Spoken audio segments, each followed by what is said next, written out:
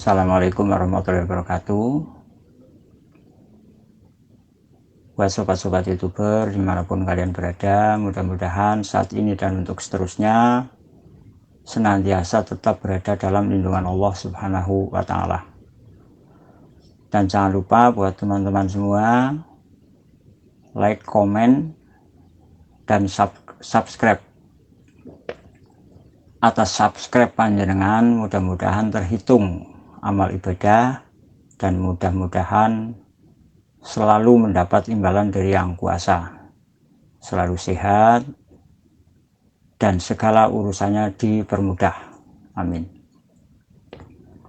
Dalam video kali ini saya mau membahas tentang keistimewaan weton Minggu Pon.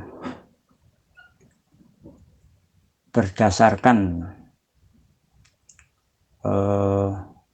kitab Primbon Jawa atau nenek moyang atau leluhur zaman dulu, ini termasuk ilmu titen.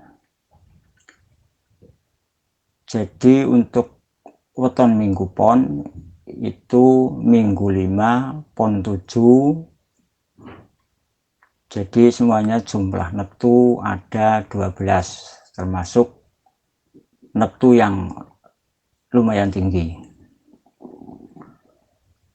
Jadi untuk watak kelahiran Minggu Pon itu sifatnya keras tapi disiplin, karena menurut Primbon Jawa itu Sabdo Pandito Ratu. Jadi